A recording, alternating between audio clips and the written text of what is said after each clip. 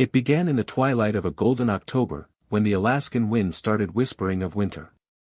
Daniel Shore, a retired wildlife biologist turned solitary trapper, was deep in the wilderness, more comfortable with snow than people. For years, he had wandered the dense forests and high ridges with his old sled dog, Micah, seeking peace and escape after the tragic loss of his daughter. Grief had carved silence into him, and only nature remained as his companion. One afternoon, while checking his northern snares, Daniel came upon a scene that stopped him cold. There, slumped awkwardly near a rocky stream, was a massive grizzly. She was breathing, but barely. Her fur was soaked and matted, her left hind leg clearly broken, twisted grotesquely under her. Her broad flank heaved with every labored breath. But it wasn't just her condition that alarmed Daniel. Nestled tightly against her stomach were two tiny cubs, still pink around the eyes, not more than a few days old. The mother was dying. And the cubs? Without her, they wouldn't last the night. Daniel's instincts screamed at him to walk away. This wasn't his fight. Nature was cruel, and humans weren't meant to interfere. But something deeper, some ache he hadn't let surface in years, rooted him to the spot. He approached slowly, his breath visible in the crisp air, whispering softly, "Easy, girl. I'm not here to hurt you." To his astonishment, the bear didn't growl or bare her teeth.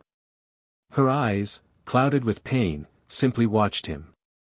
There was no fear, only resignation. And perhaps, hope. Daniel knelt beside her, inspecting the injury. The bone was exposed, and infection had already set in. He unshouldered his pack and set to work. Using the same care he once offered his daughter during her long illness, Daniel gave the bear the strongest antibiotics he had left. He brought meat from his pack, laying it near her snout. She didn't eat that night. But the cubs nursed weakly, guided by a mother who now shared her warmth with a silent stranger. He named her Whisper.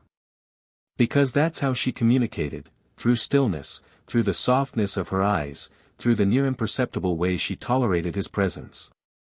Daniel built a makeshift lean-to around the hollow where Whisper lay.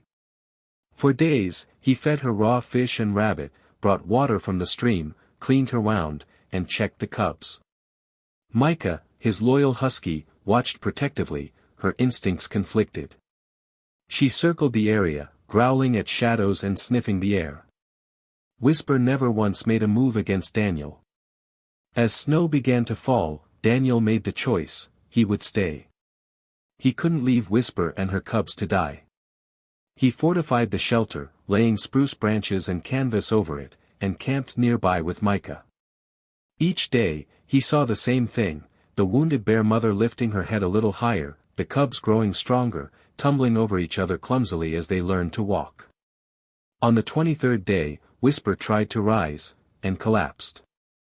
Daniel sat beside her, frustration clawing at his heart. "I don't know if I can save you," he murmured. "I don't know if I'm strong enough anymore." The bear's amber eyes met his, and something shifted. She licked one cub's head gently, then looked at Daniel again. He didn't need words. The message was clear, try anyway. So he did. He fashioned a splint using wood and leather cord. He wrapped Whisper's leg, praying his work would hold. He began catching extra fish from the frozen stream, bringing warm milk for the cubs in an old tin. His days were consumed by this strange new family he'd adopted. Winter buried the land in silence. Daniel found strength he didn't know he had. He hunted smarter, used every last ounce of his wilderness knowledge to keep them fed and warm. He began talking to Whisper, telling her stories of the daughter he'd lost, Emmy, how she had loved animals, especially bears. "She would have liked you," he said once, as Whisper dozed with her cubs curled against her side. "She would have wanted me to help."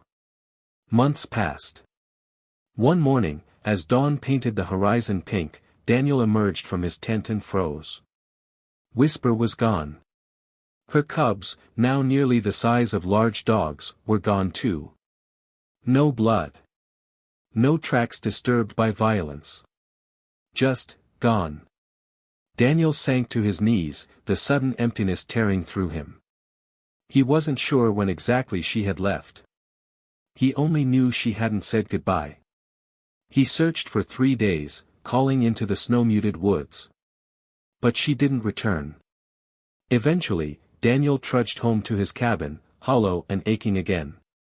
Whisper had survived, but had left like the wind, silent and cold.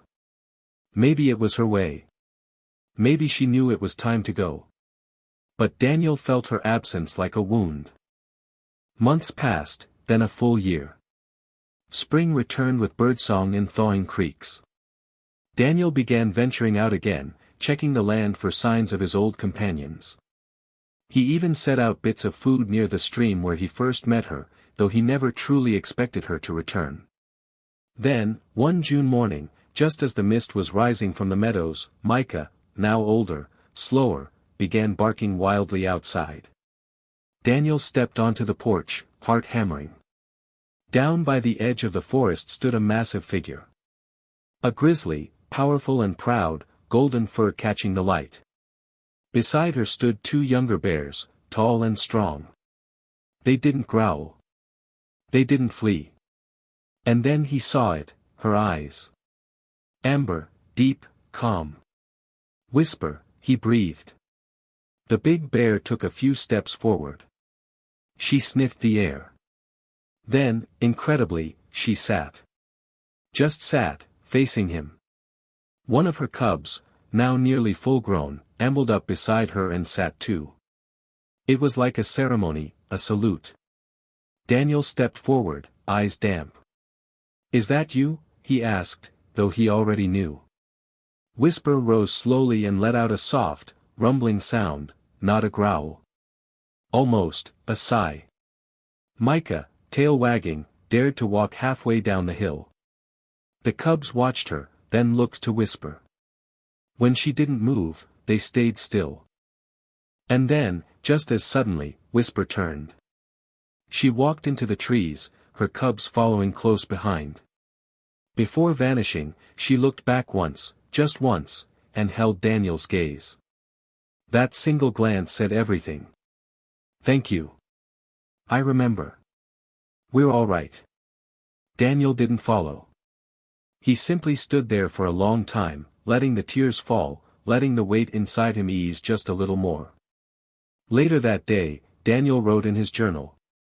Whisper came back. Not for food. Not for help. Just to show me she made it. Maybe Emmy sent her. Maybe she knew I needed something to love again. Either way, the forest gave me a gift. One I'll never forget.